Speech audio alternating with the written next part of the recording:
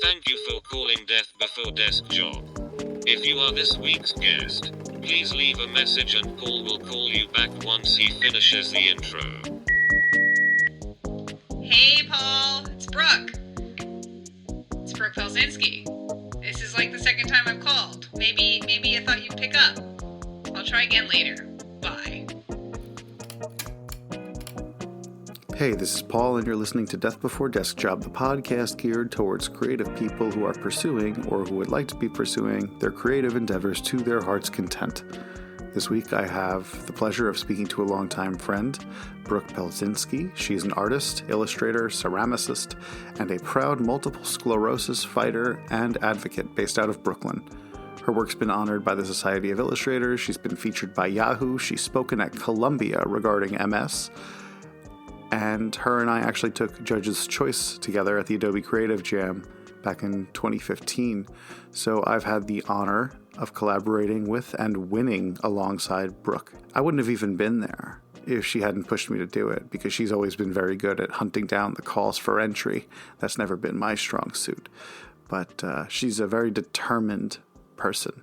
And she spits in the face of adversity, and when life throws a big fucking wrench in the machine, she makes that machine work for her.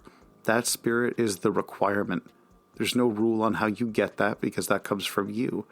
The question that I have, both for you, the listener, and myself rhetorically, is, do we need to wait for that life-changing diagnosis to be empowered, or can we have that power right now if we were to will it? I was going to say originally in the beginning that diagnosis empowered her, right? And you'll hear her say that it did bring something, but if she didn't have that fire in her belly and that passion in pursuit to begin with, I'm not sure that she would have had the strength to adapt and persist the way she has. So if there's one takeaway from me, don't waste time. This can happen to anyone. Memento mori, right? To paraphrase Jack Nicholson from The Departed, we're all on our way out. Act accordingly. Brooke designed a shirt for the show. It's in her signature style. I absolutely love it. If you go to deathbeforedeskjob.net and visit the shop, you'll see the design up. If you buy it from there, you help me and you help Brooke. I split the profits halfway, so the show gets some and she gets some. So you have an opportunity to help two artists at the same time. deathbeforedeskjob.net. And if you go there, you'll also see a design that I made. It's the Eye of Providence, the Freemason symbol. I'm running a contest on Instagram right now for that one. So if you go to my Instagram page, Death Before Desk Job, you can follow the rules there and be eligible to win. Or you can buy it outright through the store if you're feeling bold and not so lucky. Let's see what else we got.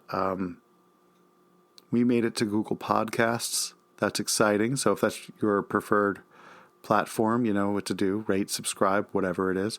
And lastly, I want to say thanks so much for all the support thus far. Everyone who's been passing the show around has been making my social distancing experience feel a lot less distant. I've been loving the opportunity to talk to all of you, and some of you have asked to be on the show, and I'm psyched to have you on. I'm just trying to work everything out because there's a big learning curve here with me having to learn this medium and make the show while learning and trying to manage my other work as well. So it's been a little crazy. If there's anything you want to ask or say, please reach out to me and I'll get back to you. I don't want to waste any more time. Without any further ado, here's my interview with the incredibly gifted Brooke Pelczynski.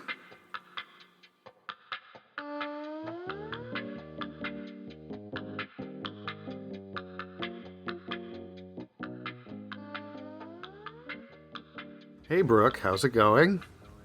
Hey Paul, I'm good this evening, just quarantined. Not because you're sick, but because you're just staying safe, right? Staying safe, stay inside, help others, help themselves. That's the responsible thing to do, and I commend you for it. I actually did want to ask a question about that specifically because you have multiple sclerosis. Yeah, so I've had multiple sclerosis for 8 years now, and when all this coronavirus stuff was happening, it was a little overwhelming because I was like, I'm gonna die if this happens.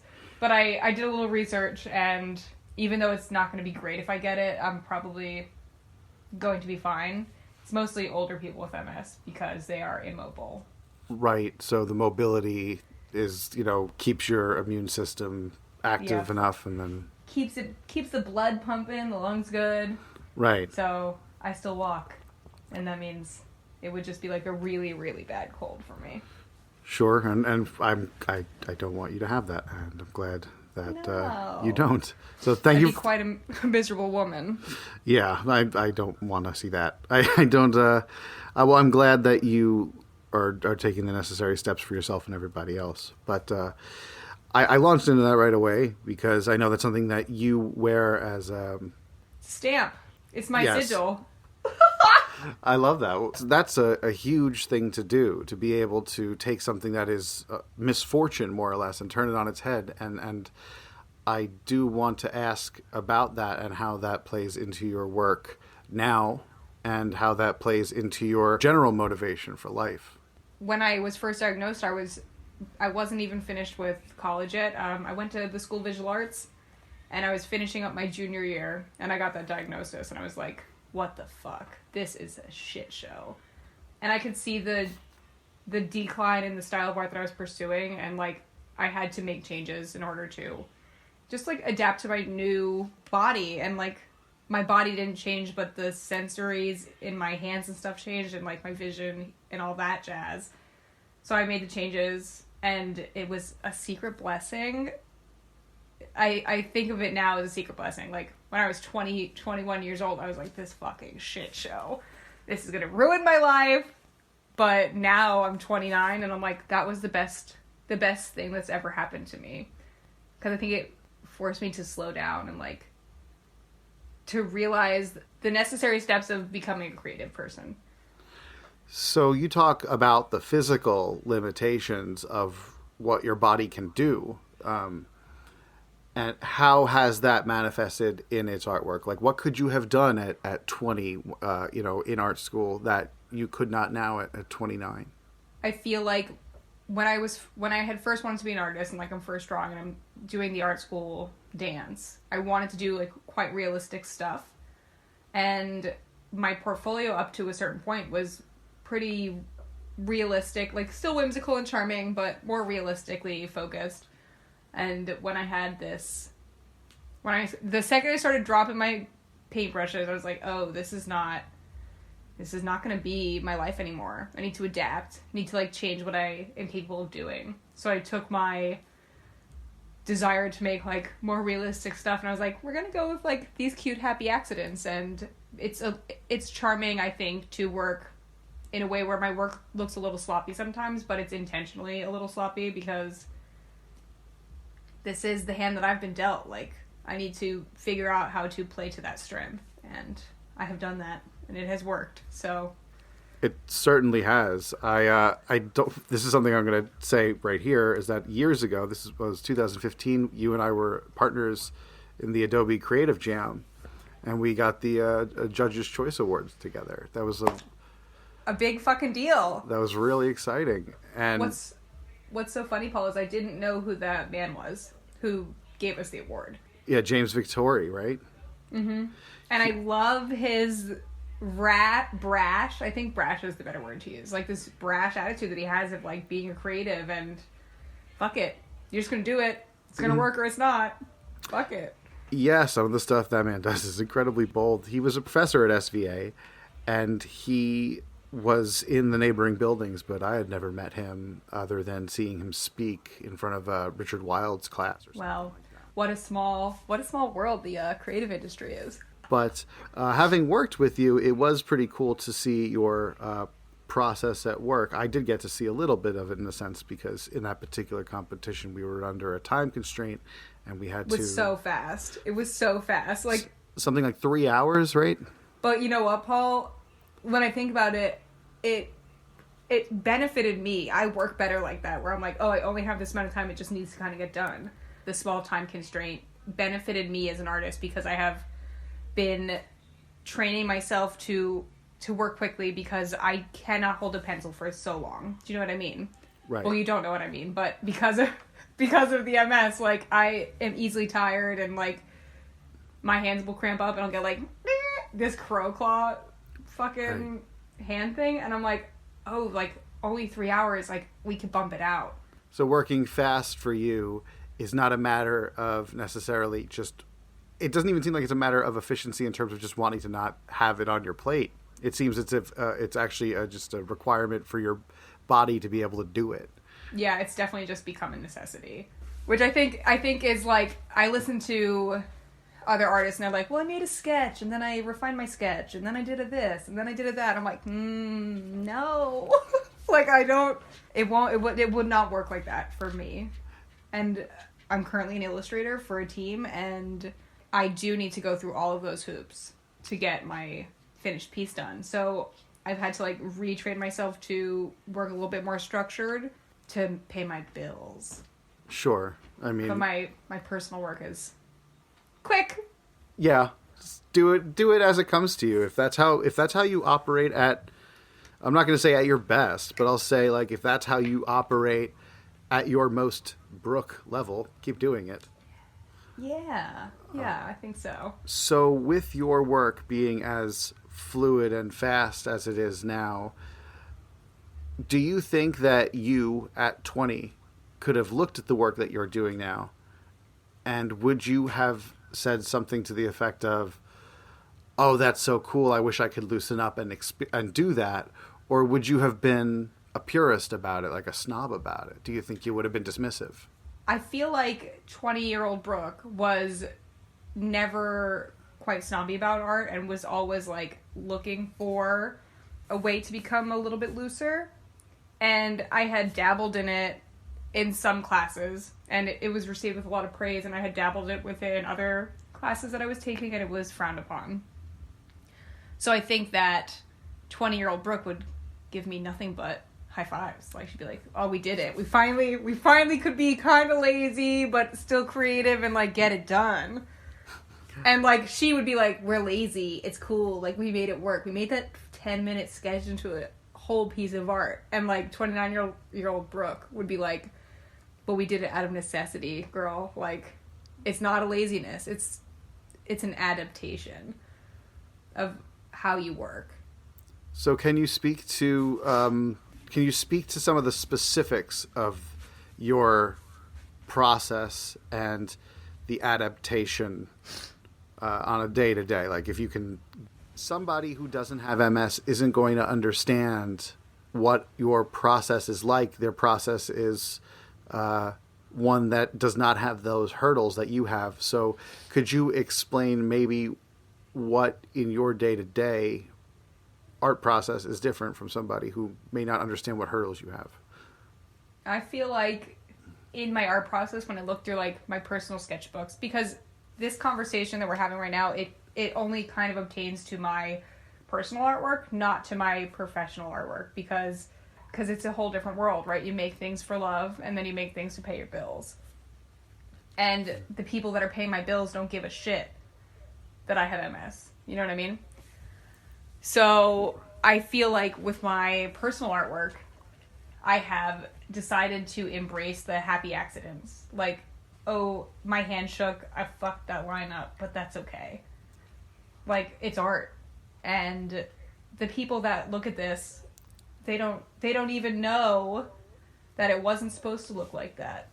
They're just like, oh, this is funky. Can I get this in a print, 5x7? I'm like, no. But I feel like that is something that I have learned to do, is just to embrace the and we call them happy accidents. That's very Bob Ross. I appreciate that. It's so interesting to me that somebody can look at the personal work that you do and just have this idea like, oh, it's so funky, it's so fresh, it's so cool. And really, it's like, this is the product of years of having to adjust to a very painful condition. Yeah. Some of your personal work does go into detail about the struggles of having MS, the comics that basically portray the symptoms and the senses that you experience. Some of your work does not go into that at all, and it is very fun and bubbly and light. So that's a very interesting. I think the fact that you can keep it separated is a feat into itself. Thank you, Paul. I feel like I've spent my whole how long are you an artist for? Do you know what I mean? Like, what's the starting date? I feel like my starting date, like I did art school. I loved art school. I loved the social life of art school. I loved being able to create in art school and know that there were other creatives that I could feed upon. Like, not like I'm a goblin or something, but like if I had this vision in my head, I knew that I knew a photographer or I knew an animator and I knew that they could help me. And I feel like once I realized how to utilize other people's creative talents to help my creative talent come forth a little bit is when I really felt like an artist. I was like, oh, I could lead this project and like the vision will still come to fruition and it's not just my talents. And I feel like that is an artistic mentality that a lot of people don't realize is happening, that even though I'm the drawer or the painter, I still needed other influences in my life to help me get to that point. Right. You're describing art direction, which people can sometimes discount because I think when people hear the word art director, they may think of some dude in an office in an ad agency. Whereas what you're describing, this feat of delegating, is absolutely crucial to get the result you want sometimes. And I think so. I'm glad you don't back away from that. I'm glad you understand the value of that. When did you first have that moment? Was that in school when you were in SVA? I was at SVA and I was working on my senior portfolio pieces, and I had some great teachers in my time at SVA.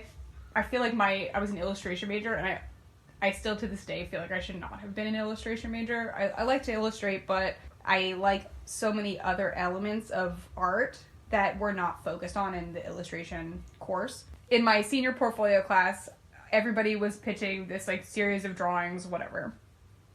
And I was like, I don't want to draw. Well, not that I don't want to draw, but like, I think I had always envisioned in my head, you know, the Zoomies or the Journeys catalogs when you were growing up? Yes. You know what I'm talking about? And it was like some cool skater girl with some weird art smacked on top of the image. And it was like, It was advertising, right? And I know that now, but college Brooke didn't really know what field that would be. And I thought illustration would be the right field to go into. And it was not. So I had told my professors, I was like, I want to take photos of women and like make the stage and make props and then collage on top of that and draw on top of these photos and get them printed. And they were like, they kind of didn't know what to say to me, so they approved it just to not get into an argument. Right. And I remember making these things, like, I chose the concept female insults, and I wanted to make them beautiful. And I remember hitting up my friend, a good friend of mine, Lauren. She was a photographer at the time, and I was like, I need to use the photo studio. Like, could you make that happen? And she was like, yeah, what are you doing? And I was like, I made a giant cloud tutu, and I want to take photos of my legs with some lightning bolts. Then we're going to crop this out. I'm going to print it. I'm going to draw on top of it. And she was like, okay. And I made all of these prop type things, and I photographed them. Paul, to this day, I look at this body of work that I made in college, and I'm like, this is my peak of creativity. And it wasn't received well in college, and I think that they just didn't know how to direct it, if that makes sense. Like, they just didn't know what direction to push it in. And I'm like, oh, if I could redo this shit now, it would be glorious. You totally could redo it now if you felt so inclined. But to say that that is the peak Brooke, I don't know if that's entirely true. Because I understand how that might feel that way to you, because we all have that thing that we might look at a certain time and say that's like our... I feel like it's the one that got away. Maybe not peak Brooke, but like the project that got away that had so much potential that in 2012 they weren't loving the idea. They didn't even love the concept. But if you think about it, in 2012, gifts weren't important, and like this weird social media trend wasn't important. And I'm like, those pieces had a life in this time frame, right? They didn't have a life in 2012, but they'd totally be booming in 2020. I was talking to Derek Smith in one of the interviews, and basically what he had said to me was this little anecdote about Neil Young. That Neil Young, he would do this song, he'd perform it once in 1974, and that's it. It's nowhere in the catalog, and then his fans would think, well, that song is gone, they're not using it anymore. But it would surface again in the 2010s. and on an album. And he just like apparently catalogs stuff and then he releases it and he waits until it's ready. So just because that project was not, it was not the time for that project. It was not of its time, but it could be. Like, the time is never too late. Things surface in a weird way on the internet, especially with like, Tumblr and the way people share things, and things kind of can have this slow, soft reception and kind of fade into nothing. And then all it takes is a Google search from somebody 4 years in the future, and suddenly there you are. Circles back. It could be time. Damn.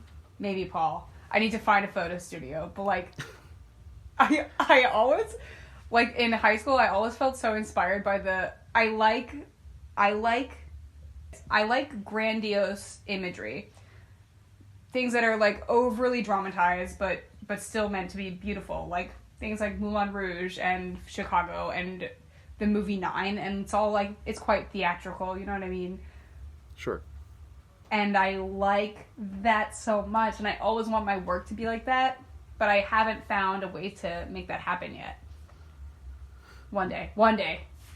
Well, why do you say that? Because I think that you certainly have the potential to make it happen. You certainly have the vision to make it happen, but I guess... I'm so worried, I think, about finances, where in college you don't... In college you have a photo studio right there. They're just like, oh, you just pick a time period and you got to reserve it, but you don't have to pay for it.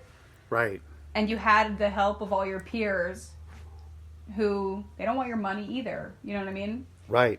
So I think now as an adult, I'm like, oh, even though I have all these ideas and I know that they can happen, I just need to make the time for it. It's also a financial burden where I'm like, I can't afford to rent a photo studio. I could like makeshift some janky one in my kitchen, but... Right. But for the vision you have...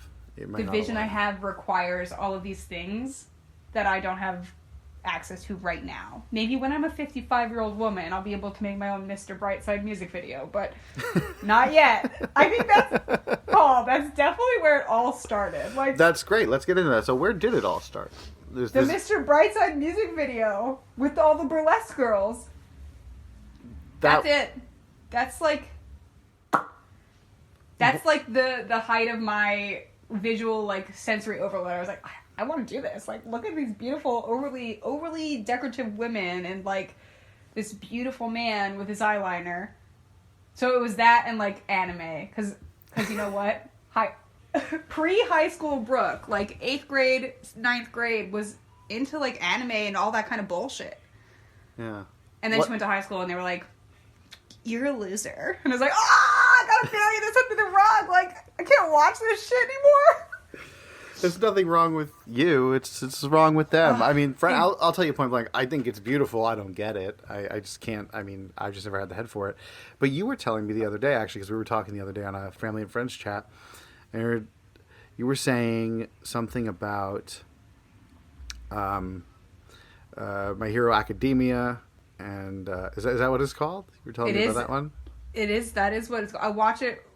I love it. It's like my new favorite show. But I also, in my head, I'm like, I know that this show is made for 14-year-old little boys. Like, do you know what I mean? I'm like, the humor and the content is directed towards, like, a teenage boy going through puberty for the first time. And I'm like, oh, cute boob jokes, like, butt jokes, funny, ha ha ha. But I'm like, the storytelling is so good. And I love the way... This is what I think that I like about it, is that it's like a superhero thing, right? So all these kids are superheroes, but their powers, like their superhero powers, are not like boring ass, like, oh, she's super strong, she's invisible. They're baffling. Like this one character that I am really fond of, he was a boy, but because he has these superpowers, he has become like a bird man. And I'm like, I know this is fucked up, but he's so cute. And he has, like, this evil, dark spirit inside of him. And his superpower is that he has that. And he just is able to control it. And can use it to, like, do his bidding. And its name is Dark Shadow. And I'm like, Dark Shadow! It's so fucking good! And I think in my head, I'm like, this is just fucking amazing. And I love it. Do you have any, like, I'm trying to figure out... Dark shadows? Yes, do you have any My dark cat. shadows? Just like, the cat. Yeah, the cat. she follows me around, and I'm like, Dark Shadow, where will we go next? And she's like, we're gonna go sit on the bed right now. And I'm like, oh, very good, Dark Shadow.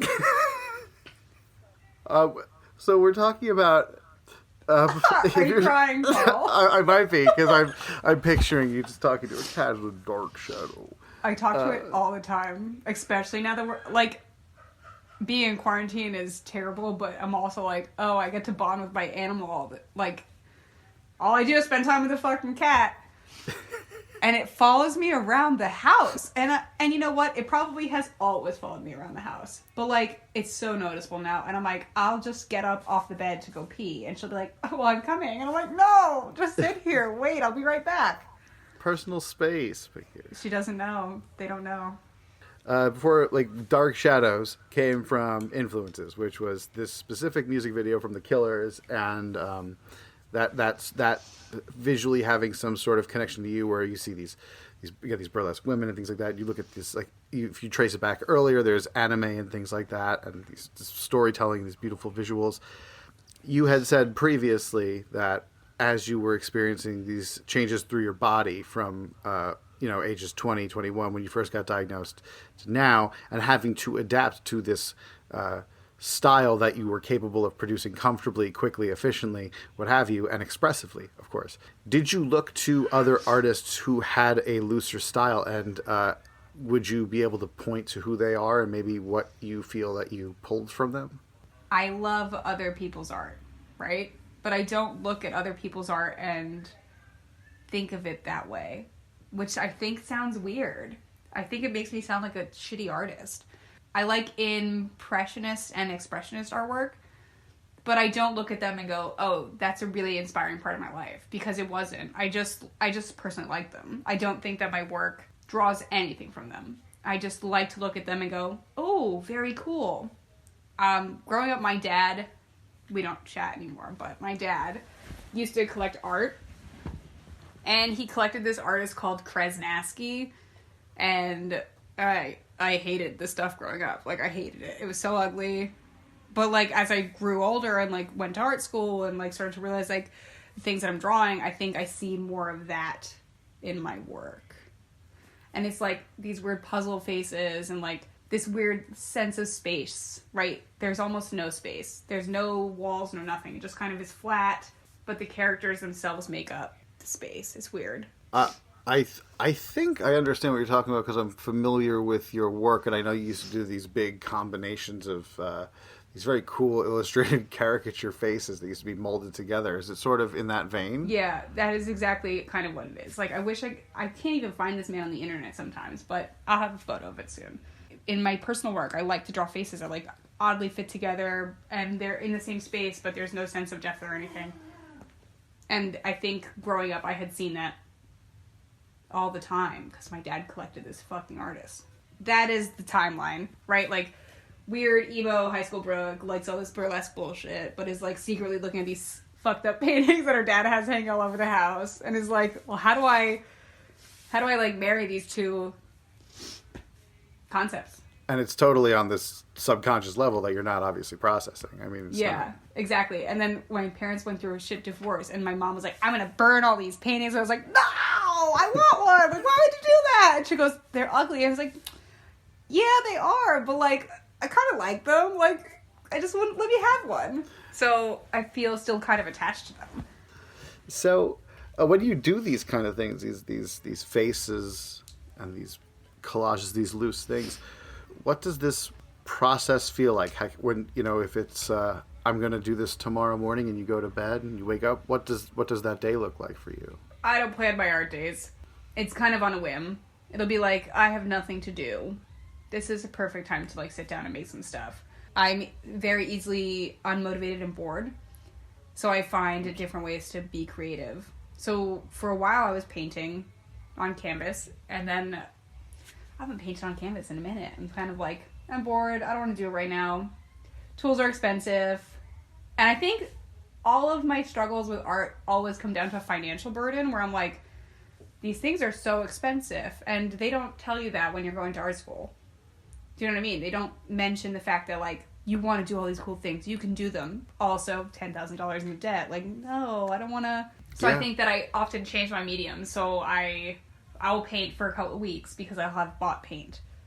And then once the paint runs out, I'm like, oh, we'll take a break from that. Like, we'll move to the next form of creative expression. And I have a sewing machine and I work on that. And I like putz around on my sewing machine and make patches and stuff. And then after I'm like, oh, I'm bored with this now, I'll go to ceramics and clay. And then after that, I'm like, well, I could cut up this construction paper that I have and like try to make something out of this. That's pretty resourceful, bro. That's Thank you, Paul. That's really. I mean it. It's the way I see it, or the way I've seen it, was that, you know, you were just this hungry soul that like wanted to keep exploring things, but it turns out you're just broke. I'm broke and bored. I'm kidding. I'm sorry. It's not. I'm broke and I'm bored, and I do not sit and do nothing easily. It's quite a stressful thing for me to sit and do nothing. Right. Because I feel like it's a wasted time. Like, it's a waste of time to sit and do nothing. Like, today I sat and did nothing, and I was like, oh my god, this is the worst day of my life. Yeah. Some people enjoy that. And I like, there's part of me that envies that. Like, my family in general can sit and do nothing and be completely happy. And I'm like, what'd you do today? And they're like, well, I sat on the sofa and I watched Criminal Minds. And I'm like, is that all you did? And they're like, oh, I took a shower. And I'm like, what the fuck? Like, you know, because in my head I'm like, you could just make something. Like I just try to, I personally try to make something every day using my hands. Whether it's a painting or a drawing or a sketch on my iPad or like some cut paper crap. I started making, during quarantine, like sexy greeting cards. And I mail them out to people and I'm like, look at this. What do these, this is an audio medium, so what do these sexy greeting cards look like? What can I cut out lady shapes. Okay. And it's all paper collage. And I'm like, oh, look at all these sexy ladies. And then I'll like work on top of them with ink. And then I'll write like some kind of seductive note inside and I'll just mail them out.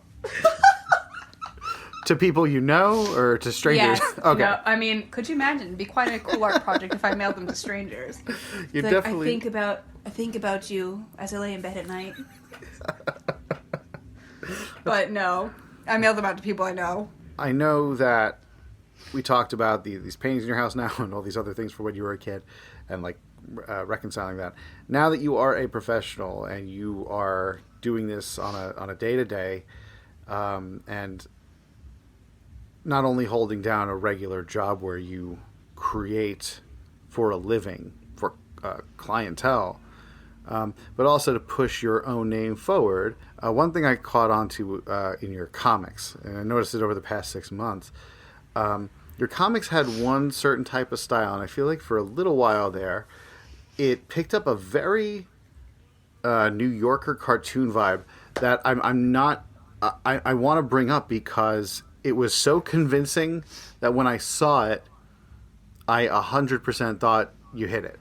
I have been pitching to the New Yorker. That's why you saw it. I like tried to adapt to the New Yorker style a little bit, but I literally just read an article from the art director of the New Yorker who accepts the comics and stuff that she's like, I don't want to see art that looks like it should be in the New Yorker. And I almost shit myself. I was like, fuck, I fucked up.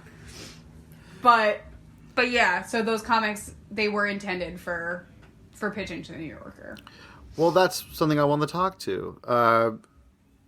You took a big swing there. It's sort of like showing up at the baseball stadium with your own little like wiffle ball bat and saying, I can hit big balls too. It. Yeah, I mean, I'm funny. Yeah, so I mean I admire that so much. Where does that confidence come from for you? Like, what do you pull from? Is it confidence, or is it like almost like fuck it, I'm not losing, I got nothing else to lose? I often think in my head it's I have nothing to lose, but that is not what it is. I have a very good group of friends in my life, and they're like, why haven't you done this? And I'm like, I don't know, I just haven't. And like, in particular, I've recently become friends with this girl named Victoria, and I swear to God, Paul, if feeding someone's ego was a full-time job, she is my fucking vice president of my company. Because she's just like, she'll just be like, you know, you could sell that. And be like, what? I started making all this fat lady pottery, right? And the first fat lady piece of pottery that I just made it, and I was kind of just like, that was cool. Next project. And she was like, can I have this? And I was like, yeah, just take it home. She goes, no, Brooke, you should have told me I have to pay for it. And I was like, no, but like, I made it. Just take it home. I'm not going to keep it. We're just going to get thrown away, because that's what I do, is I throw things away after I don't have space for them anymore. And she was like, you need to think more like that. And I was like, oh my God, like, you're lecturing me? It's so strange to me because it's such a new friendship, and she's just like my biggest fucking cheerleader, and I'm just like, oh my God, thanks, girl. What the fuck? And I sold so many lady pots. I literally called her and I was like, thank you for pushing me. What the fuck?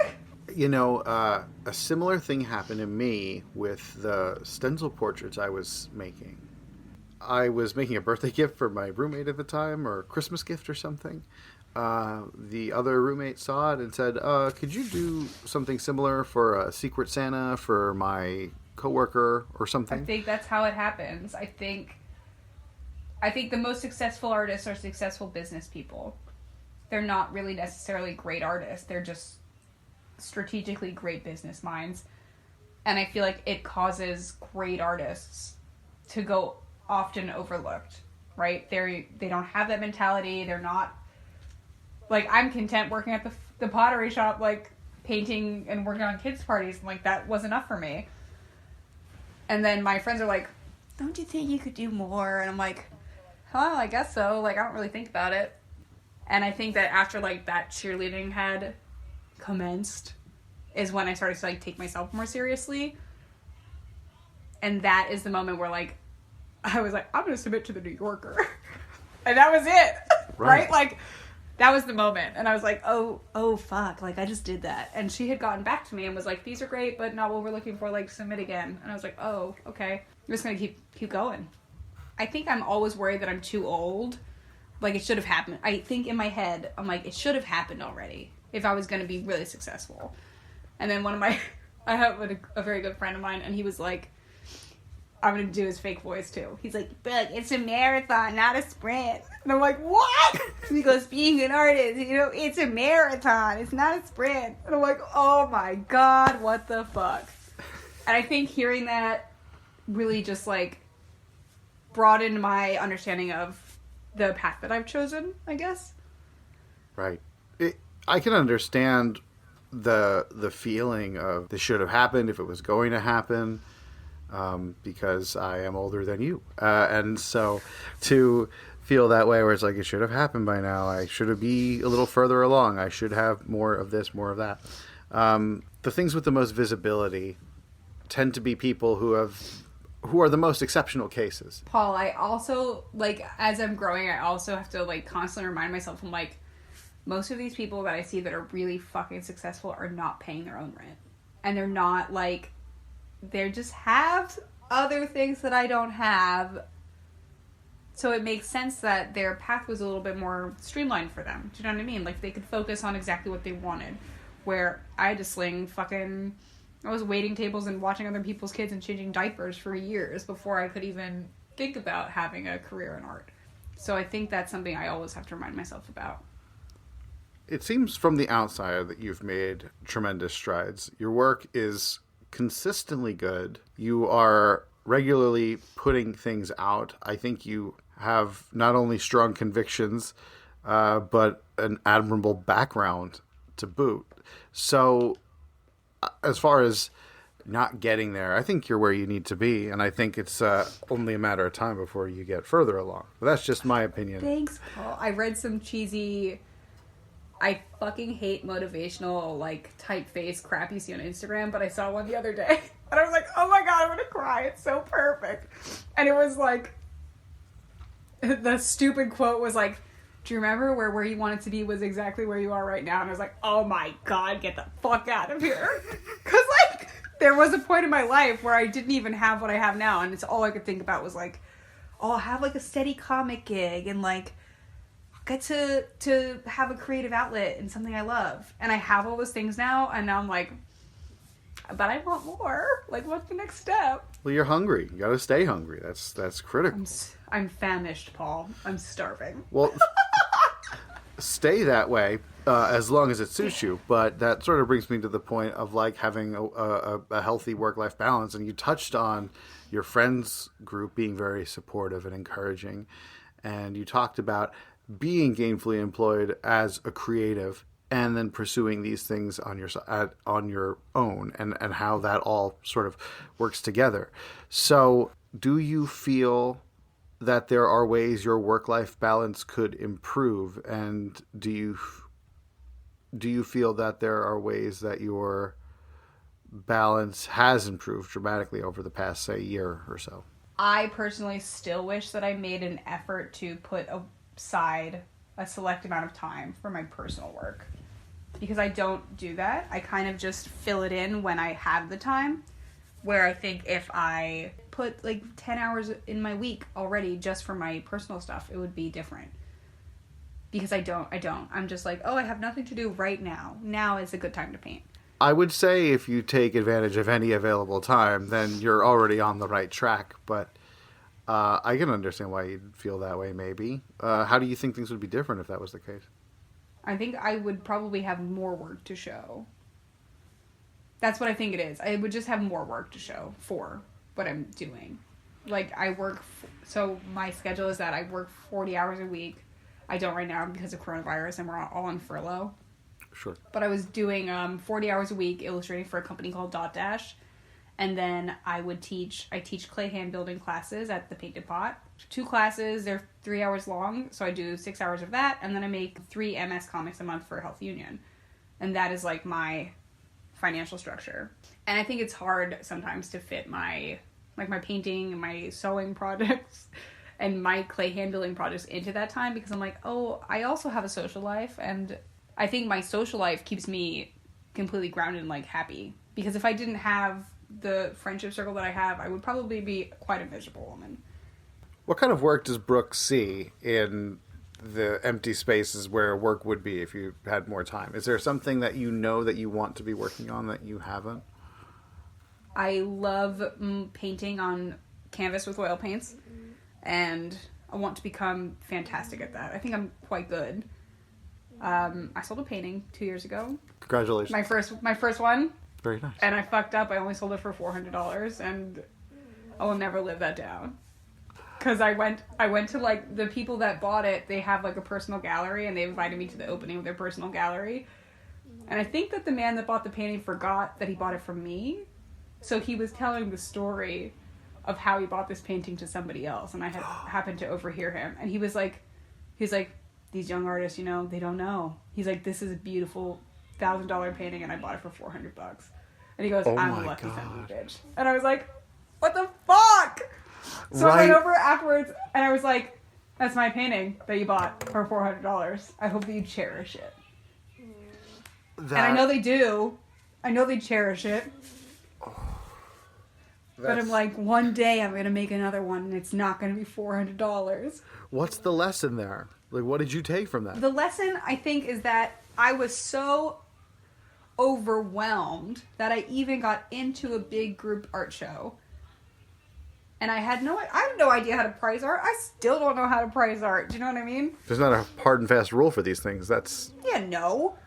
And I was like, oh, I kind of just did this in my spare time. $400 to pay half my rent. That's cool.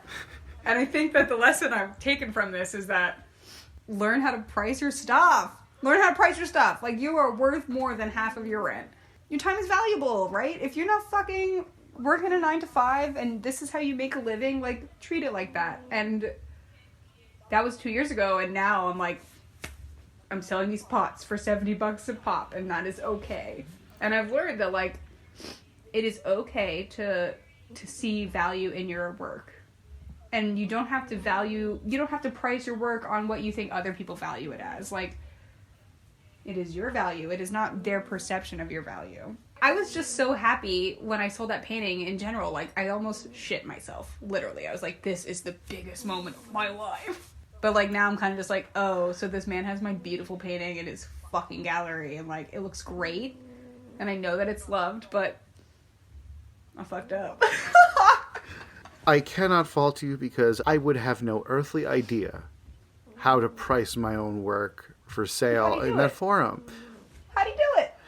Have you ever been told or have you ever considered going the route of, say, finding an agent? An agent? Yes. I have thought of it. I bring this up because I do want to... do you want to be my agent, Paul? I don't know if I'm legitimate of a human being enough to be your agent, nor am I a salesman. But I bring it up because, again, like, I'm trying to do this so that people like can maybe, pull something from it. And I think that's this one sort of elusive piece where it's like, oh, if I had like good representation, I could do it. But you got into this show without that. You learned what you learned, and now you know. So there's two ways. So how do you feel after that? Do you feel like you can go in guns blazing now, or do you feel that it would be smarter to go in with someone in your corner? I think that I would love to have someone in my corner if I could pay them based off of the work that I sell. Do you know what I mean? Like, if you help me sell this painting, you can have 50% of it, right? I don't give a shit. I just want to sell the painting. Yeah. Take the money. If you can sell it for more than I would have sold it for, then please. Yeah, please split it with me. I'd be happy to split it with you. But I know that that's not how the world works, and that everyone needs to make a living, right? So I think that I would love one day to be represented by a gallery or whatever. But I also know those things cost money. Sure. And I think that's really, like, I'm, like, listening to myself talk to you, and I'm like, oh my god, Brooke, you complain about money a lot. And, like, I'm comfortable. Like, I got a 2-bedroom apartment in Bushwick. I pay my rent. I feed my cat. I gotta be honest, I should have just named the show Artists Complain About Money a lot, because you're not the first and you ain't the last. I do it. I work it in. But that's what it is that is the burden. Well, that's right? sort of like, right. And the hope here is that, like, with all the information coming in, like your experience pooled with the past guests, future guests, all that experience pooled together, maybe can help some of us figure out ways that work and ways that don't, and like attitudes that work and attitudes that don't. So with that in mind, I think I can kind of put this in a very direct question format. Put it in layman's terms, Paul. Let me put it down in simple words for you, Brooke. I'm a simple woman. No, I'm not okay with that. Okay, so I do want to ask in like the plainest way possible, if we're talking about how money impacts our ability to create stuff. So would you be willing to speak to an example where you feel that you got it right and maybe why you got it right? And can you talk about you did sort of speak of a moment where you feel like you got it wrong, but maybe you have other experiences that are similar and maybe where you went wrong.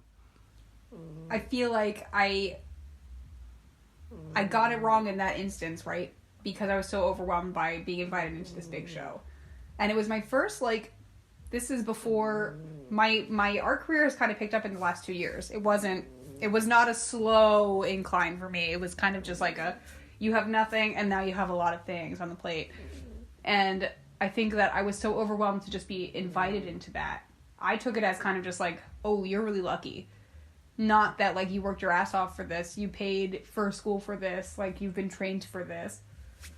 So I think I took it for granted that I was asked based off my talent and not just, like, luck of the draw. And I think that artists always need to remind themselves that, like, this is what you do, right? This is my life. I have trained myself for this. I have taken the classes for this. I have prepared for this. So you're worth the amount of money that this actually costs to produce, and not just like what you kind of need to pay your rent.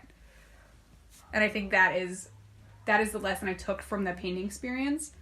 And I think, like, right now I'm selling these curvy lady pots that I'm making, and I'm just like, this took me this many hours, I paid for these supplies, and this is what this pot is worth. And sometimes I feel guilty. I'm like, this is a $40 pot, and they're like, it's 2 inches high, and I'm like, yeah, but it took me 18 hours to make this from start to finish. So this is just what it is. And I think that is the lesson that I've learned for myself. And I also think, like, this is going to sound so nasty, but family is so supportive. but they do not understand what it is to be a creative if they're not a creative. And, like, even though they're supportive, they kind of don't understand, right? Is that crazy? They're like, can you copy this picture for me that I found on the internet? I'm like, no, I'm not copying this photo that you found on the internet. Go buy it from that artist. Like, somebody made that. Somebody is also trying to make their living. Oh, Like, I've done that, though. I'm guilty Paul, of it. we have all done it. I have done it. Right? Right. Mm-hmm. But I've officially stopped doing it. Well, that's good.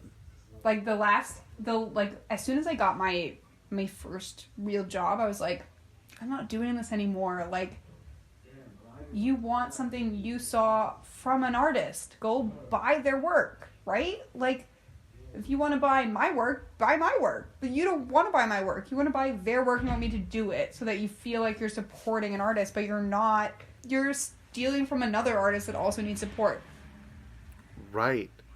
And sort of belittling you in the process because it's not you. Yeah. It's not your hand. It's not me. They don't want my work. You're a copy machine at that point. Exactly. That's such an interesting double-edged sword. You would, and like the person who's swinging it has no idea they're hurting you, or the other person. Because they don't know. That's why I think it's so upsetting, is because they're not even aware.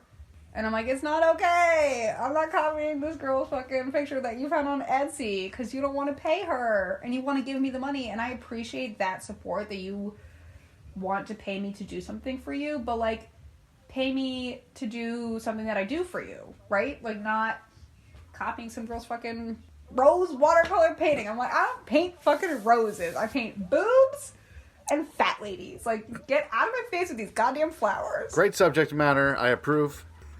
I think that the big question that I have to kind of tie that off is, how can that person who doesn't understand what you do support a creative? I don't think there's an answer for that. I think that people love to say that they support the arts, right? I have a family member that's a painter. It's so cool. For me personally, supporting that means taking things that I don't want to keep in my house anymore. Do you know what I mean? Like, I just need to make space in my house. Please take this and hang it on your wall. And like, to me, that's supportive, right? You're creating space for me to still make. When you ask me to just, can you draw me some flowers? I'm like, no, I'm not drawing you some fucking flowers. Like, no. It's Paul. Can you draw me some roses? No, I'm not drawing fucking roses. It's not happening. I'll give you one personal experience. A similar moment. Somebody they wanted me to do a truck.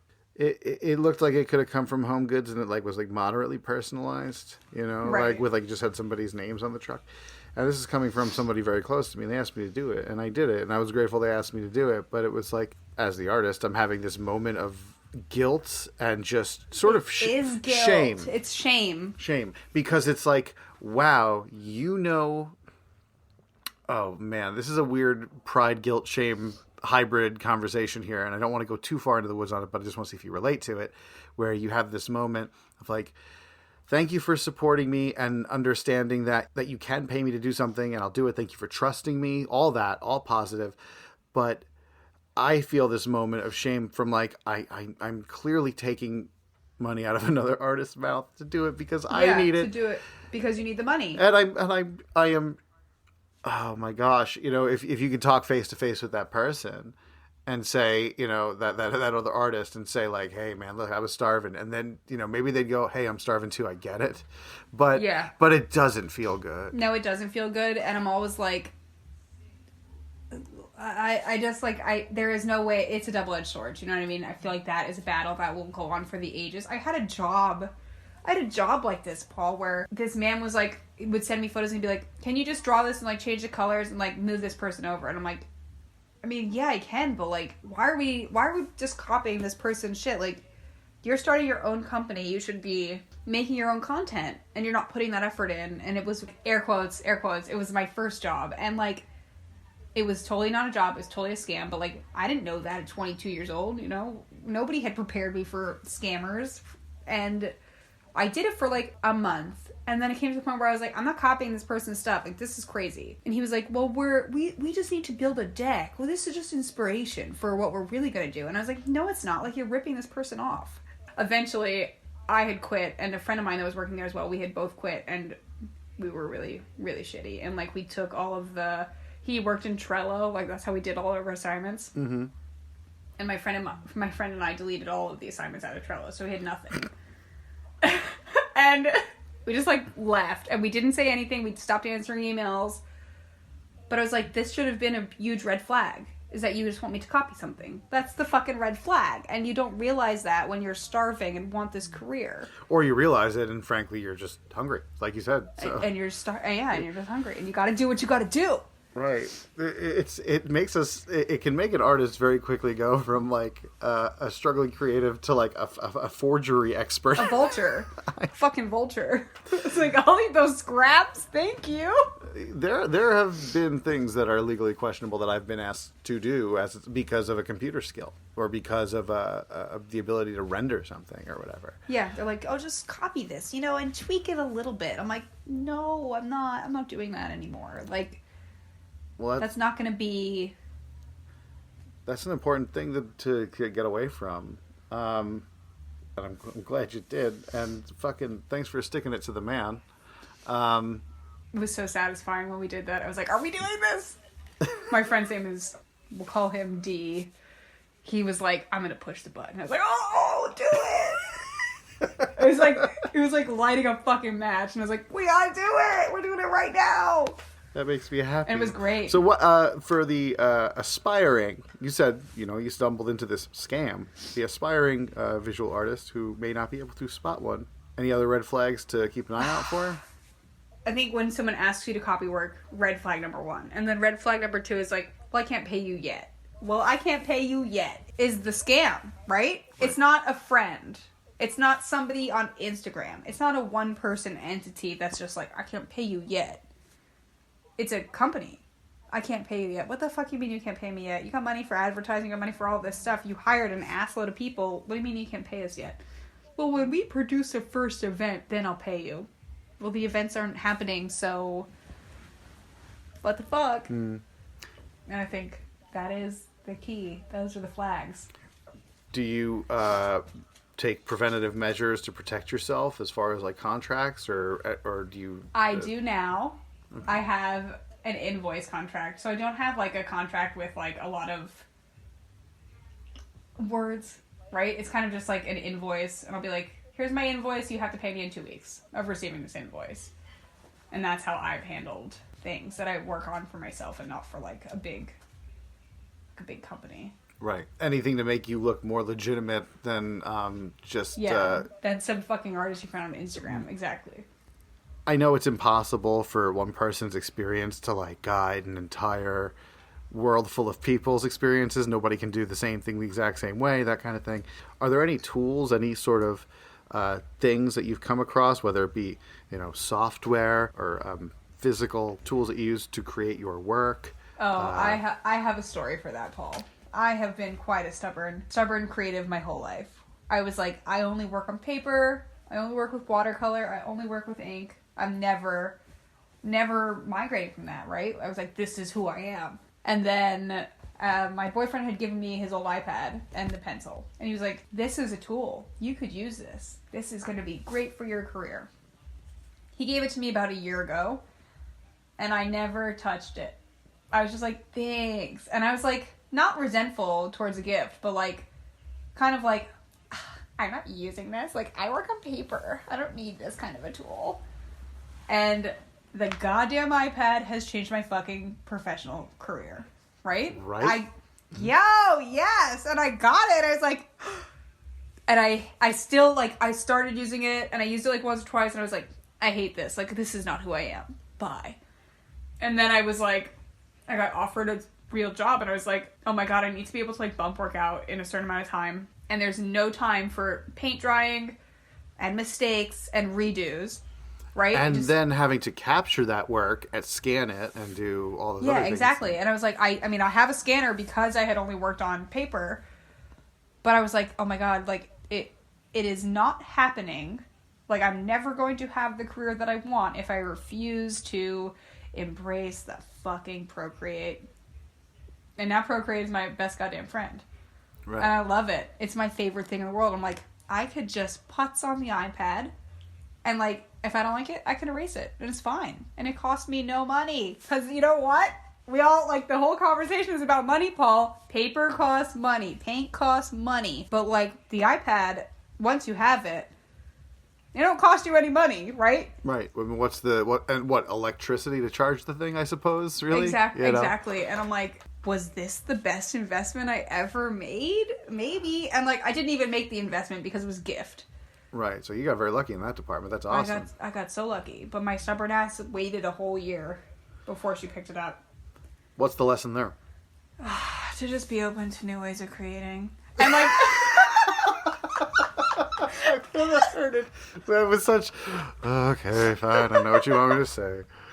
But, like, what I think the lesson is that I had always been open to new ways of creating, so I never understood why I shit on the iPad so much. Like, why did I do that? Why was this is the bane of my existence? Like, why? Mm-hmm. Well, you're not alone. There is a big digital resistance for whatever reason among art purists. It just exists. That's what it is. It was resistance. I was like, oh, but I make such cool actual art. Mm-hmm. Actual art. But I'm like, oh, this is actually art too. Right, just because it's not in the medium that you're familiar with. I mean, if it's easily easily transmittable sounds viral, but I meant like it's something you can literally make in your bed on your lap. You could draw a picture and have it appear on the internet, and you could wake up in the morning and it could go out, and it could just be exactly. So that's pretty amazing. It has changed my turnaround time immensely, like because work. You work on paper; it has to dry. Then you have to like erase, and then you have to fix in Photoshop, where like this kind of just eliminates all those steps. Right. There's nothing wrong with doing things the way you did them, of course, but if it's a matter of efficiency and again, the show like talks about, I mean, the hope is that it talks about money, it talks about the struggles and things like that. But it's also about these work-life balance things. If being efficient can give you more of the time that is important to you with your friends or your family or what have you, or doing the thing you love, then I'm all for efficiency as long as it's not unethical. And I don't think that's unethical. So. No, it's the best thing I've done for myself. Because I think why I was so like skeptical of it is that I had a Wacom tablet. Mm-hmm. I fucking hate the Wacom tablet. I hate the delay. Disconnect. Yeah. Yeah, the delay is too much. It doesn't like the Wacom pen and the tablet, they don't feel good, like, working on them. There is a device, maybe you've heard of it, called, it's a Wacom, it's called the Cintiq. You heard of the Cintiq? Yeah. But it's kind of like the iPad, you're just drawing on the screen. Right, it's the monitor that's pressure sensitive and everything.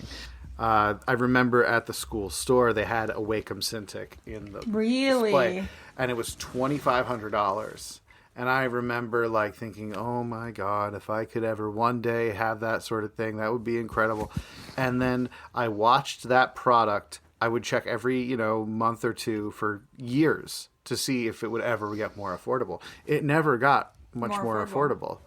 And then Apple and their pencil, it's just like, you can do this, for under $1,000. You can have this insane result, and you can just hit a button and it's in the computer, and it's in the, it's like, changed my whole workflow too.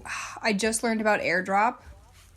I know that like it's been around for a long time, and that I probably should have always known what it was, but I didn't. I work on the iPad now solely for my professional stuff, but like I'm not very tech savvy. It's not a gift that I have. I know how to use my tools, but I don't know how to take advantage of them. Do you know what I mean? Sure. And I had this big file, and I was like, Gmail is not letting me email this to myself. And my friend was like, why aren't you airdropping it? And I was like, what? Like, airdrop is how I get dick pics on the subway. Like, I'm not opening that up. Like, what the fuck? I know this isn't what the show's about, but can you Paul, I'm on the subway one time, like, coming home from my pottery shop job. And I must have had... AirDrop just must be open on your phone until you decide to turn it off. And... I don't know. Oh, right? no, I'm sorry. So it's okay. It's quite funny. So I'm just like on the subway, and I got like 6 dick pics from the same guy, and I was like, what the fuck? And it just kept popping up, and we're on a really crowded subway, and this person next to me was like, and I was like, oh, sorry. Like, I don't know what this is. This is a stranger. This is a fucking stranger. Like, why are you sending me this? But yeah, so now I have learned that I can share my files with AirDrop. And I swear to God, Paul, my whole life is ching. You can also set up your devices to only receive from known senders. From friends, yeah. So heads up, just letting you know. It has been newly changed in my phone. Good, I'm glad. But yeah, I'm not tech savvy. And I think that, like, if you want to be professional creative, you need to be a little tech savvy. Or at least willing to attempt to be. It seems willing like... to learn. Yeah, that's a big one, I think. I think so. I think we covered everything that I could wish to cover. Paul, we did it. We did it. We made it through. Is there anything in particular you'd want to like close on? Anything you want to say that maybe you didn't get to say? Anything you want to share? No, I don't think so. Yeah. I think this is how we'll end it. Is that your life is not a pre-recorded soundtrack, right? Things just pop up whenever they want. And I think you just need to be able to adapt to what's being thrown at you and to learn from it. And I think good things come from the exception of adapting to the situation you're in. That's a wrap. That's beautiful. That's awesome. Thank you, Brooke. I really appreciate you taking the time to talk and share and whatnot. It's awesome. Of course, Paul. Very, of course. And thank you for also being my first female guest. It was turned into a real sausage party on here. Oh, shit. Lady power. Yeah, I was trying to keep it even at the beginning. It just kind of worked out. I had like a couple dudes in a row, and I'm like, this has got to change real fast. It's getting stale in here. We need some spice. Seriously. Spice up my podcast. And if you want to check out anything Brooke does... it's brookepelczynski.org, right? Yeah, somebody stole brookepelczynski.com. What the fuck? Somebody really bought it on you? I had brookepelczynski.com. I remember working on it for you like 10 years ago. Yep, and then I switched my platform from whatever we were using to Squarespace. And when I went to try and get it on my Squarespace, they were like, it's not available. And I was like, what the fuck is not available? But I haven't looked in a minute. It might be available again. Maybe I can help you with that, and we'll figure that out later. But like .org, real profesh. You are more than just one person. You are an organization.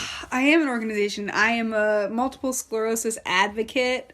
I'm an illustrator. I'm a ceramicist and a fucking painter. Fuck yeah. Hell yeah. I also love the word ceramicist, so thank you for dropping that. I think that's the right word, right? Fuck if I know, but I like it. I dabble in ceramics. It's a new hobby of mine. I like to get my hands on the wheel and spin it around. Yeah, I teach retired people how to make pinch pots. It's exciting. That sounds cool too. That sounds fun. It sounds really fulfilling. It is fun. And I love to get like all of these retired people that probably never had an opportunity to be creative in their regular life come to my pottery class and they're like, well, like, how do we do this? And I was like, I don't know, we're just going to do it. And they're like, isn't there an instruction manual? I was like, no, like, you want to make something, you tell me, we'll figure out how to do it. And they're like, well, what are the rules? I'm like, there's no rules. That's my kind of classroom. It's good. It's a good class, Paul. I'll have to come take one. It's an 8-week long session. Oh, that's a lot.